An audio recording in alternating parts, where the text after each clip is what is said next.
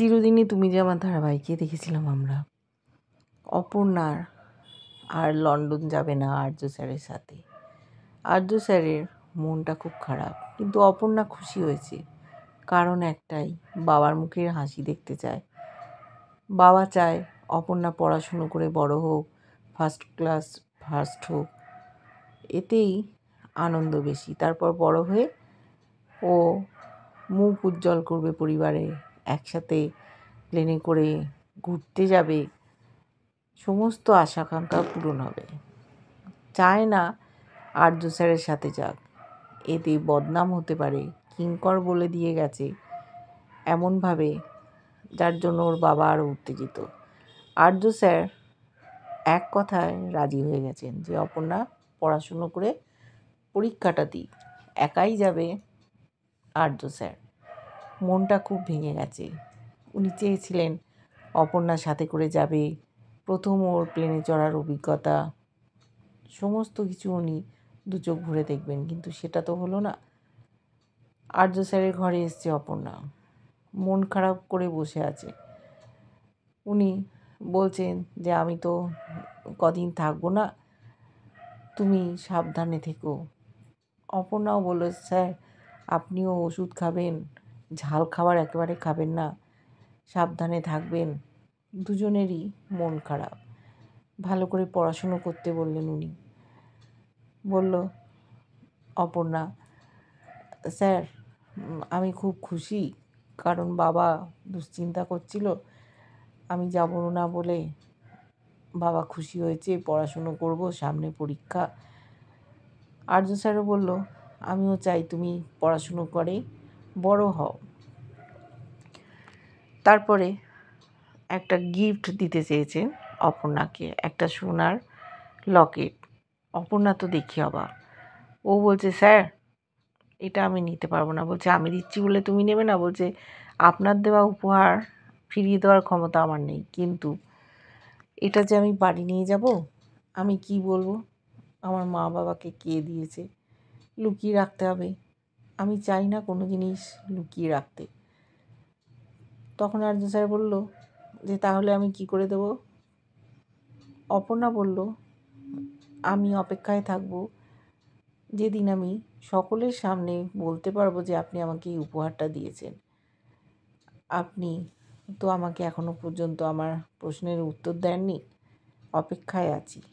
আর্য কিছু বলতে পারছে না, দিতে পারলো না উপহারটা, চুপচাপ দুজনে দুজনের দিকে তাকিয়ে আছে। ওর হাতে ছিল গণেশের একটা ছোট্ট মূর্তি। গণেশকেও খুব মানে। সেটা হাতে নিয়ে বলছে যে স্যার আমি আপনার উপহার নেইনি, কিন্তু আপনি কি আমার একটা উপহার নেবেন? এই যে গনু দাদা আমার কথা শোনে, মা যখন নানান দুশ্চিন্তা করে, গনু দাদা আমাকে সব বিপদের হাত থেকে রক্ষা করে। আমি এই গনু দাদাকে আপনার সাথে পাঠিয়ে দেবো, আপনার খেয়াল রাখবে।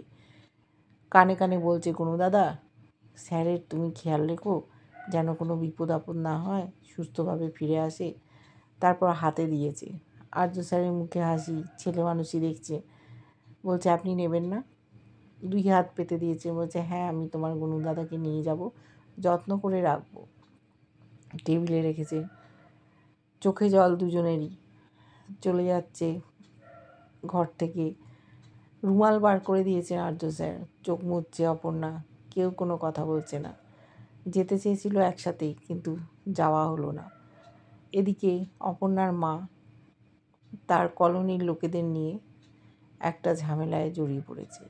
ওদের কলোনিতে ময়লা ফেলে যাচ্ছে কিছু লোক, সেটা পরিষ্কার করছে না কর্পোরেশন থেকে। তাই সকলে মিলে একসাথে চলে গেছে কর্পোরেশনে, সেখানে হাঙ্গামা করছে, ধর্ণা দিচ্ছে। ওরা বলছে আমরা এখন ময়লা পরিষ্কার করতে পারবো না, সকালবেলা যা হওয়ার হবে। কিন্তু অপর্ণার মা শুনছে না।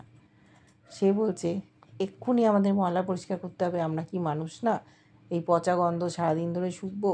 কিন্তু ওরা মানছে না। পুলিশের লোককে খবর দিয়েছে, ওরা অ্যারেস্ট করে নিয়ে গেছে অপর্ণার মাকে, লকআপে ভরে দিয়েছে। ওর বাবা জানতে পেরেছে, প্রতিবেশীরা জানিয়েছে, অপর্ণাকে ফোন করেছে সাথে সাথে যে ওর মা লকআপে, 5,000 টাকা নিয়ে এসছে শাড়ির দোকান থেকে, যদি জামিনে ছাড়ানো যায়। অপর্ণা শুনে তো অবাক, কী হয়েছে? ও বলছে আমি এক্ষুনি আসছি বাবা, তুমি চিন্তা করো না। ওর কলিগরা সব বলছে কী হয়েছে? ও তখন বলেছে একটা আমার প্রবলেম হয়েছে, আমি যাচ্ছি। সেই সময় নীল এসেছিলো। নীল জানে ওর মার কী হয়েছে, তাই ক্রেডিটটা দেখাতে চায়, ওদের মন পেতে চায়। সেই জন্য বললো দেখো আমি তো উকিল, আমি যাচ্ছি তোমার মাকে ছাড়িয়ে আনবো।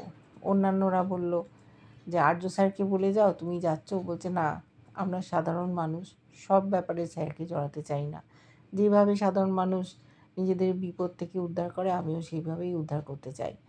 ওর এক বান্ধবীকে বলে গেল, মীরা ম্যাডামকে বলে দিও আমি যাচ্ছি, আর্জেন্ট দরকার পড়েছে, পরে ফিরে আসবো।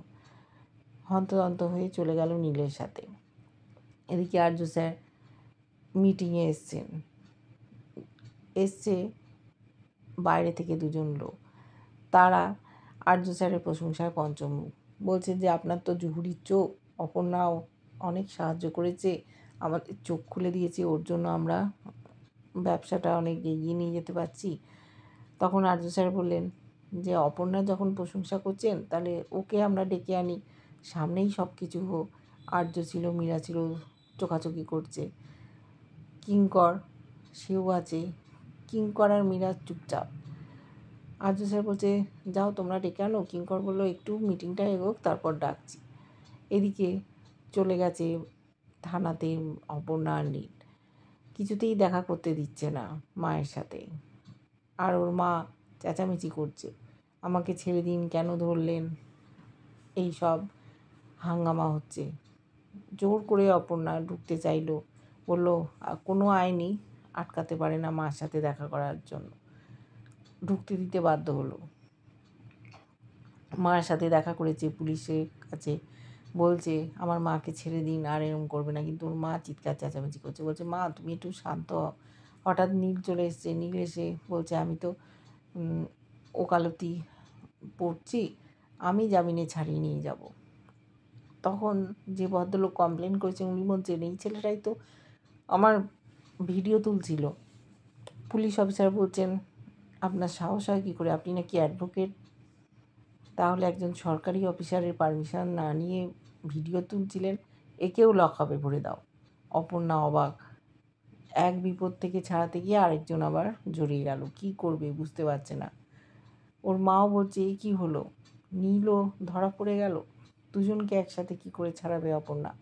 সেই হয়তো আর্য স্যারের সাহায্য নিতে হবে, কি করবে বুঝে উঠতে পারছে না। ওদিকে আর্য স্যার খোঁজ করছে অপর্ণা, মীরা আর কিঙ্কর চোখাচোখি করছে। ওরা হয়তো জানে অপর্ণার মায়ের এরকম বিপদ, অপর্ণা বলে যায়নি আর্য স্যারকে। আর্য স্যারের এক কথায় হয়তো অপর্ণার মা ছাড়া পেয়ে যাবে, নীলও ছাড়া পেয়ে যাবে, কিন্তু সেই সুযোগ সুবিধাটা নিতে চাইছে না। আর্য স্যার বলে যাচ্ছে যে অপর্ণা আমি যে কদিন থাকবো না, তুমি অর্ককে একটু গাইড করো, আর সাবধানে থাকবে, পড়াশুনো করবে মন দিয়ে। দুজন দুজনকে শুভেচ্ছা জানিয়েছে। এইবার দেখব কি করে ওর মা ছাড়া পায়। কেমন লাগছে ধারাবাহিকটা জানিও। ভালো লাগলে লাইক কমেন্ট সাবস্ক্রাইব করে যারা ফেসবুক পেজ থেকে দেখছো ফলো করে সাথে থাকার অনুরোধ রইল।